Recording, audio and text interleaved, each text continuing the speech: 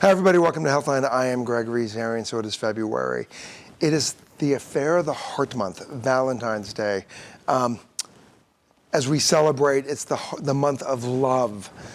It's just about, and here's what I love that we get to do here at Healthline is, yes, it's about Valentine's Day and buying candies and flowers and celebrating the one you're with and love and everything, but it's an affair of the heart. So how much do you love your own heart? How much do you take care of it? Do you get checkups? Do you go to the doctors? Do you eat healthy? Do you sit sedentary and then all of a sudden you are having trouble with your heart? Or are you up and out, getting your heart to work a little bit harder to keep you as healthy as possible? You know, our mission here is to always give you information that gets you up and out, to ask questions, to share information, and to do as much as you possibly can to pass on information that you have to the ones you love and also use it on your own. So joining us from Adventist Health Glendale is Dr. Edris Alderwish. He is an interventional cardiologist, and he's going to tell us what we need to do to keep our heart healthy. Welcome. Thank you. Thank you. I'm happy to be here. I'm happier that you're here. So February, an affair of the heart. Off the top of your head, doctor, what do we need to know about keeping our heart healthy? Exercise. Exercise is my number one goal for all my patients, is to get up, get moving, go walk your dog, do things that you need to do. Lifestyle modifications, quit smoking. Can you say that again? For anybody that's here for anybody that's there that smokes, quit smoking. And you'll be proud of me, I smoked 2 packs a day for over 20 years. Wow. And I quit by going, I'm done. That's amazing. I'm proud of it. I mean, I completely hear how bad it is, and I know how bad it is for you, and I also know how hard it is to quit. But for me, it's a choice. This is the number one risk factor that we can modify as people, and knowing that what it does to the heart and the rest of the cardiovascular system, not just the heart itself, but the brain, the vasculature of the lower extremities, the legs, it just affects your entire body. It doesn't make you feel well.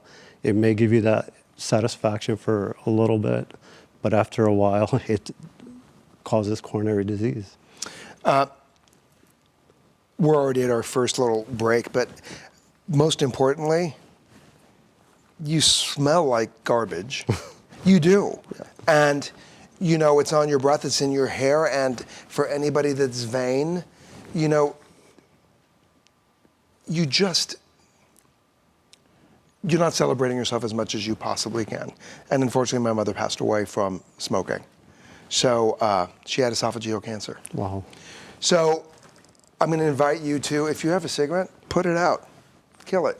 Get a glass of water, have a carrot stick or a slice of an apple, do 20 jumping jacks, and we will see you on the other side. And if you smoke and you're mad at me telling you to quit smoking, it just means I love you. See you in a second.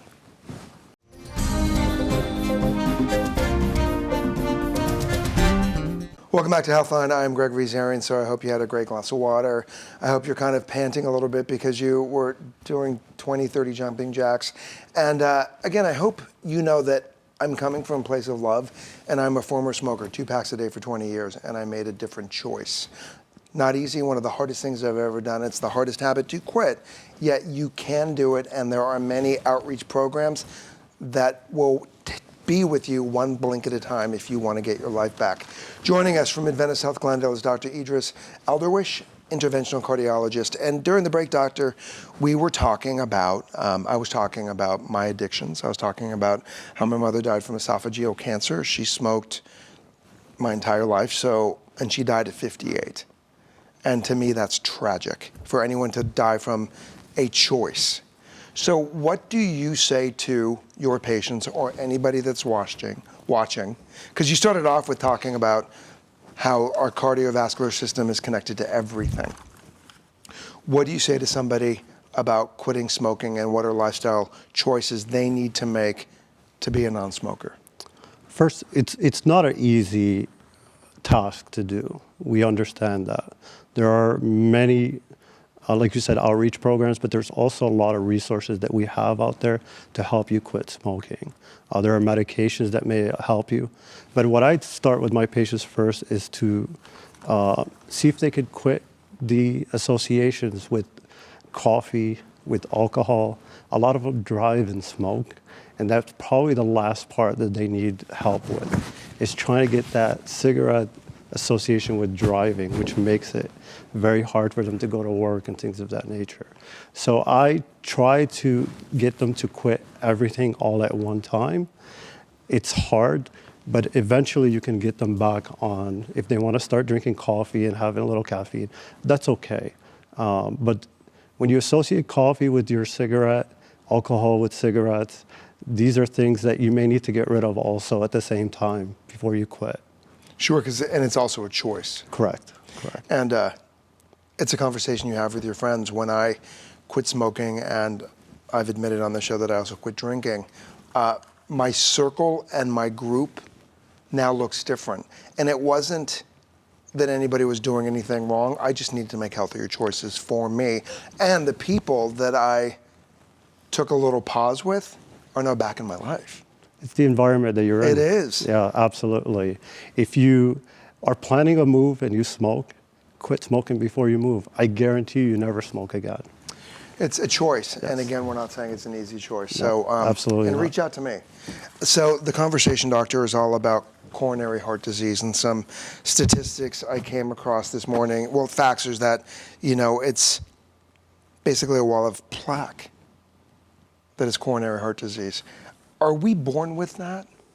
We're not born with it, but you may have the genetic predisposition. So it's hereditary. So there is studies that show there's about 17, we say alleles, which is part of your DNA, Okay. that can code for a coronary disease.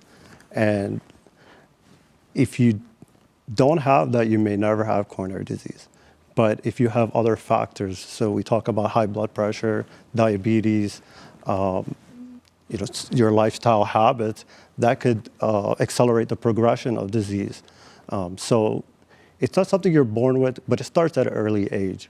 There is data and studies that show that we see plaque in teenagers. And that's all from lifestyle, food, Correct. drinking sugary drinks, sodas, learning from mom and dad and surroundings how to eat. Correct. And the development starts very early. Okay. And it's not something that can be reversed. So that's why we push now for prevention. So when we talk about coronary disease, yeah, I could put a stent in to fix that blockage, but you don't want to get to that point. The main thing is not to get to my lab. And it's not that you don't want to see people. No, I see them in the office for other things. But Sure. my goal as a cardiologist is to prevent you from coming to the lab. We had a doctor on here last year, and he talked. He places stents in patients' hearts, and he said, "I will do my job. I will open up your heart. I will place a stent, but your job is to start eating healthier, to do more exercise, to change your lifestyle." And he said, what's unfortunate for him is a lot of those patients end up back in his operating table, in the operating room, or in his office because they didn't do what he asked of them. And he said a lot of patients just look at me and say, okay, I'm having a procedure done, boom, it's done. But I, as a patient, need to follow the agreement that I make with you, that I promise I'll quit smoking, I promise I'll be healthy, I promise I'll make these choices so I don't have to come back. This could be also a failure on our part. It's a two-part adventure, basically. It's I help you with putting in the stent, but I also have to explain to you why this happened.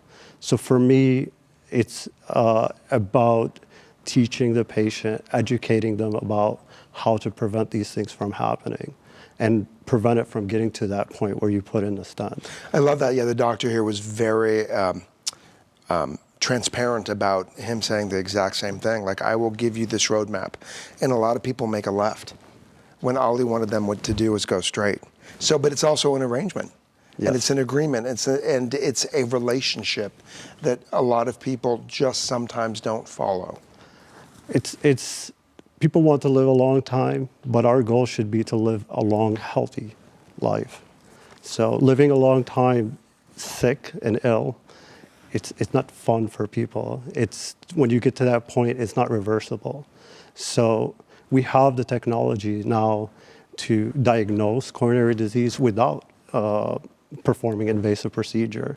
So I could tell you what your arteries look like just by doing a CAT scan or performing a stress test, things of that nature. And that could lead to aggressive measures where we could start that treatment and prevent that from happening and prevent heart attacks. You know, you said a word that stuck with me. It's not reversible. I'm just letting that sit there because but no, I don't, it's a powerful word. There are medications that may reverse partially or stabilize that plaque you have to prevent a heart attack, but it's never going to go away. I'm going to leave it right there. I'll see you on the other side.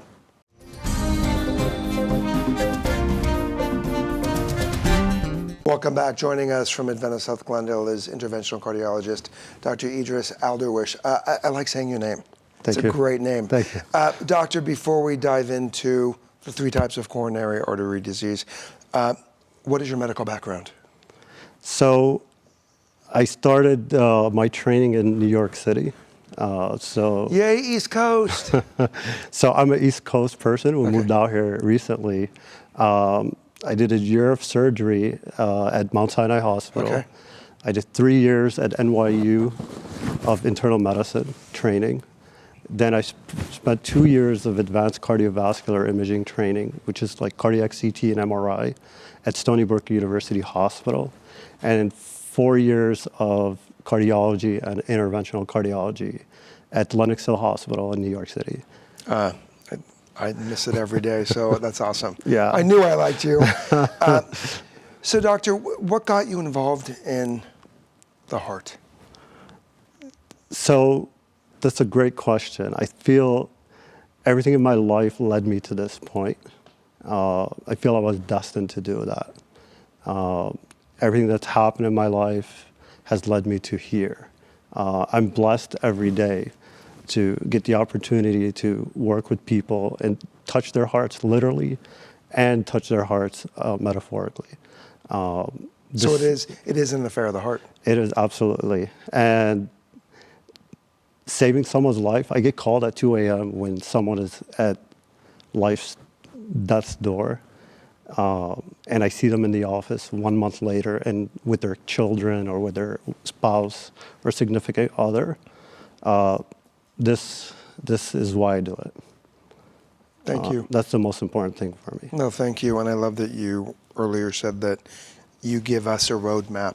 And the us is the patients, a roadmap as to what to do and how to take healthier steps into our lifestyle. And if something is quote unquote reversible, what we can do to at least not go back, but go forward.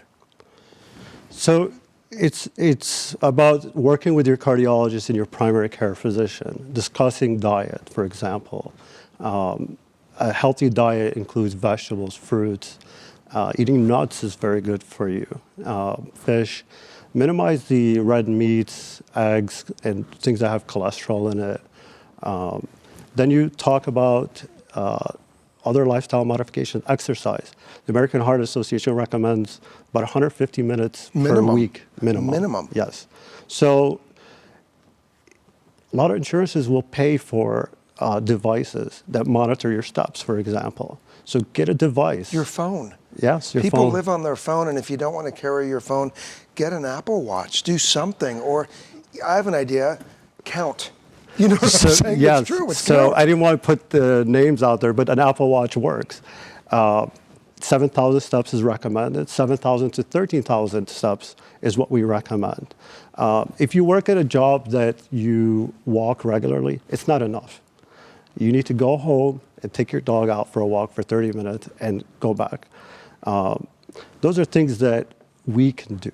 But also basic, simple solutions. If you can, take the stairs, park farther away from the location of where you work. But women and men, and don't do it in an unlit place. Do it with a buddy. And of course, take care of your surroundings, and with where we are in the world, always pay attention to who, what, where, and why, and just do it smart. Have walking buddies, Yes. and it's not just a walk really slowly, it's an elevated walk that brings up your heart rate. Correct. Go hiking. Even I have friends that say, oh, it's too cold outside. I'm like, really? It's the best time to hike when it's cold. It is the best time to hike. Correct. And there was somebody that once said to me, and I've talked about it on the show, they had put on quite a bit of weight, and I had, in the past, I've lost almost 30 pounds. So I have kept it off, and it's a job to keep it off. And I make choices to keep it off.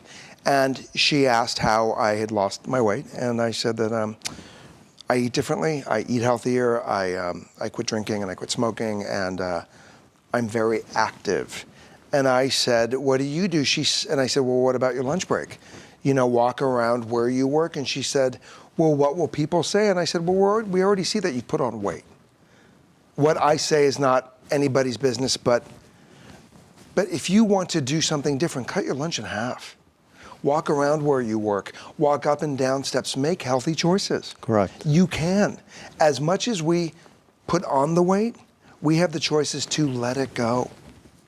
It's a difficult process, and you're right. And I'm not dismissing it, because absolutely. with every excuse is a solution. Correct. And there's data there that shows if you eat processed food, it hits the brain the same like cigarettes and coffee, has the same addictive properties. So avoid that chocolate or any kind of processed meats, because the next day you will crave it. And you'll see after a week, if you avoid those, you won't crave them. So there are addictive properties to these things that we are used to eating on a regular basis. So diet is a huge factor in what we do on a regular basis. What I want to say is I saw them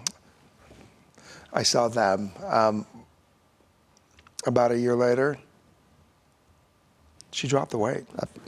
She heard me. And I wasn't disrespectful. I was still very much a gentleman.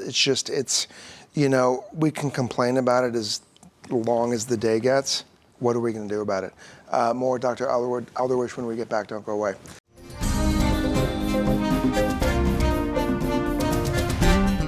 Welcome back. Adventist Health Glendale is ranked among the best hospitals in America, earning 3 straight 5-star ratings from the Centers for Medicare and Medicaid Services, and our 16th straight A grade for patient safety from the Leapfrog Group. Congratulations, Adventist Health Glendale. And also, if you are looking for a physician such as Dr. Alderwish, please visit adventisthealth.org/doctors. The entire conversation is an affair of the heart today, and joining us from Adventist Health Glendale is Dr. Edris Alderwish. His specialty is interventional cardiology, and it's an affair of the heart. Doctor, what are the 3 types of coronary artery disease? So we talk about obstructive coronary artery disease, non-obstructive, and spontaneous coronary artery dissection. What is obstructive? So obstructive is when the plaque builds up enough and narrows the artery enough to where it causes symptoms, and it may cause a heart attack. This is where patients will start to feel symptoms, chest pain, shortness of breath, heaviness in the chest, or arm numbness, especially with exertion.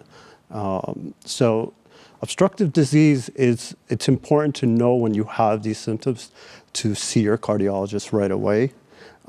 What's important is non-obstructive disease is when we talk about prevention, that's where prevention starts. Okay.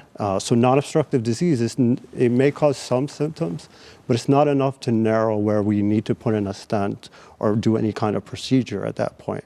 This is the area where we can do a lot of work on with medications. And we talked about statins. So you're a big fan of statins? Absolutely. A lot of cardiologists take statins. No, but then here's the thing. So when anybody takes a medicine and we talk about it here, I also invite them to look at side effects, because one medicine for you may not be great for me, and it's kind of like trial and error to find out the best one for you. Yes. So if one gives you side effects, there are other options. We have newer medications. They're called PCSK9 inhibitors. And we have high-intensity fish oils, which are prescribed, not the fish oil you buy at the pharmacy. This is prescribed medication. And that's the only drugs that have been shown to actually reduce plaque. Okay. So What about red yeast? There's a whole conversation about red yeast. there's no strong data behind that. It doesn't hurt. Okay. But there's not enough data to show that it is any benefit. Statins are the mainstay of cardiology and have been shown to reduce mortality. So it reduces death and heart attacks. Love that. So when you said that somebody is in an obstructive coronary, they're going through an obstructive coronary experience, but then non-obstructive, and the signs and symptoms are a little bit more mild, that doesn't mean to go online and self-diagnose. That means call your doctor and say, hey, I need to see you. Well, I think we should be screening for this at this point. I love that. Yes. So I think because we start developing coronary artery disease at a young age, we now have the technology to screen for disease. You've heard of calcium scoring? I have. So that doesn't start developing until the age of 45. However, you can actually do a non-invasive angiogram, which is a cardiac CT, and you can actually see plaque. And you can tell the narrowing in the artery, how much narrowing there is, whether it's 30%, 40%. And this is the time that you should start not worrying about it, but start working on it. Okay. This is a ticking time bomb. It really is. Those are the plaque, the non-obstructive disease is what cause heart attacks. When you feel that obstructive disease, 70, 80%, you're going to go see somebody. But when you don't feel something, you're not. You're going to continue smoking, you're going to continue your bad habits. And these are the plaque that actually, when we say rupture, and cause heart attacks. And people come in at 2, 3 in the morning, and that's where we come in as interventionalists. So then is that the spontaneous coronary artery? No, that's a different entity. This Okay. is seen in young women usually. Oh, okay. Yes, it's not involved plaque. Okay. It's actually a defect in the artery itself. Wow. Where there's a tear in the artery that causes a false lumen. So the real lumen of the artery closes down, and that causes heart attacks. And you see it. It may be a sign of something else, like a connective tissue disease. So we do see it. It's very rare, but I've seen it a few times in my career. Somebody comes in and they need to have the plaque removed or a stent placed in. What does that look like? So when we diagnose you with obstructive coronary disease based on imaging or testing, we can go through the wrist and go to the heart with very tiny catheters. What I do is I insert a wire through the blockage, and we can balloon the blockage, kind of crush the plaque, and the stent itself is placed in there to keep the artery open. So it's great technology. The stents that we have now, we're in our 3rd generation. Congratulations. And it's such a great technology to have, and I'm happy that I'm able to do it. The fact that we're already out of time bothers me. Will you come back? Oh, absolutely. Because we've just started talking about an affair of the heart with you. What are your final thoughts in regards to heart health? I think it's great to be here. Thank you very much. I think that we should start early with prevention. See your primary care doctor, see your cardiologist at an early age, and start working on it from an early age. Those are the important things for me. Thank you so much for being here, and thank you for loving us the way you do. So the one word that still sticks to me is there are certain choices we make in our lives, and the effects are not reversible. Don't let that word be something that stops you from being as healthy as you possibly can be. Get up, get out, get moving, eat a healthy lifestyle. Ask your parents, your family, for family history. As the doctor said, there's also hereditary can contribute to heart disease and your health. Remember, the most important conversation you're going to have is about you and your health, so why don't you start talking today? You can always find us on social media. Watch us on YouTube at Adventist Health Glendale, and also follow us on Facebook at AH Glendale, and I'm at Gregory Zarian. Take care. Love you. We'll see you next time.